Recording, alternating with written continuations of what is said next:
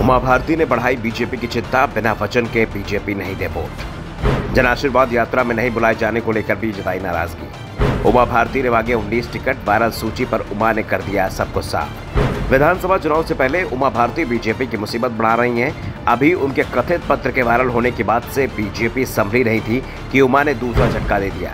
वैसे सवाल उमा भारती से उनके वायरल पत्र को लेकर भी किए जा रहे थे। पूछा जा रहा था कि जो 19 नामों की सूची सोशल मीडिया पर वायरल हुई है, क्या वो सही है। दरअसल उमा भारती की ओर से कथित रूप से बीडी शर्मा को एक पत्र लिखा गया था, जिसमें 19 उम्मीदवारों को टिकट देने की मांग की गई थी। और इसे लेकर उमा भारती ने एक बात तो साफ कर दी कि जो नाम है वो उनके समर्थक नेताओं के ही है, लेकिन ये साफ नहीं किया कि जो पत्र वायरल हुआ है वो सच है या नहीं। उमा भारती ने एक के बाद एक कई ट्वीट किए, जिसमें उन्होंने कहा, मेरे ऑफिस से मीडिया जगत के बहुत सारे लोग पूछ रहे हैं, सोशल मीडिया में एक सूची वायरल हो रही है, क्या उमा भारती ने बीजेपी के उम्मीदवारों के नाम की सूची लिखित में पार्टी को भेजी है? मैंने निश्चित रूप से केंद्र और राज्य के नेताओं से मध्य प्रदेश के सभी 230 विधानसभा उम्मीदवारों पर विचार विमर्श किया है।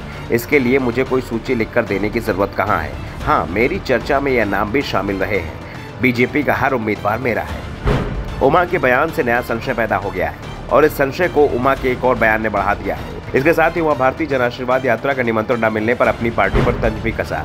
उन्होंने कहा कि अगर सिंधिया ने सरकार बनवाई है तो मैंने भी 22 सीटें दिलाई है। इसके साथ ही उन्होंने कहा, मध्य प्रदेश की जनता भी ये तय कर ले कि हम भाजपा की ही सरकार बनाएंगे, लेकिन गांधी जी, पंडित दीनदयाल जी और मोदी जी के आदर्शों पर चलने के लिए भाजपा को विवश करेंगे। भाजपा की ही सरकार बनेगी। मैं फिर इसके लिए मेहनत करूंगी, लेकिन मैं प्रदेश की माता बहनों एवं सभी से अनुरोध करती हूं कि वोट भाजपा को ही दें, लेकिन हर उम्मीदवार से ये वचन लें कि सरकारी स्कूल एवं सरकारी अस्पताल में ही अपने परिवार एवं अपना इलाज कराएंगे और अपने बच्चों को पढ़ाएंगे। कोई भी भाजपा का नेता कार्यकर्ता शादी में फिजूल खर्च नहीं करेगा।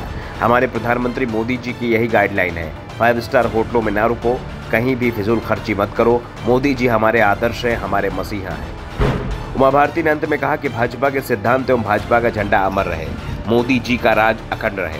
उमा ने पीएम मोदी की तो तारीफ की, लेकिन साथ ही साथ बीजेपी की चिंता बढ़ाने का एक कदम और उठा दिया है। उमा भारती ने एक नई संस्था बनाई है। उमा भारती ने अपने सोशल मीडिया पर इसकी जानकारी खुद दी है। उमा ने कहा कि मेरी मां स्वर्गीय बेटी बाई के नाम पर माता बेटी बाई वेलफेयर के नाम से एक संस्था बनाई है। इसके साथ ही उमा भारती ने कई ऐसे मुद्दे उठाए जो बीजेपी के लिए मुश्किलें खड़ी कर सकते हैं। साफ है, चुनाव के समय पर उमा के तेवर अब बीजेपी को डरा रहे हैं। उमा ने भले ही बीजेपी को जिताने की बात कही है, लेकिन ये भी साफ कर दिया है कि बीजेपी को वोट देने से पहले उनके 2 वचन ले लें। वैसे उमा इससे पहले भी बीजेपी को लेकर ऐसे ही बयान दे चुकी हैं। एक बार तो उन्होंने यहाँ तक कह दिया था कि चुनाव में मैं बीजेपी के पक्ष में वोट मांगने आऊंगी, बीजेपी को जिताने की अपील भी करूंगी, लेकिन मेरी अपील मानकर लोग बीजेपी को वोट मत दे देना। पहले अपना भला सोचना और अपने हित के बारे में सोचकर ही वोट देना।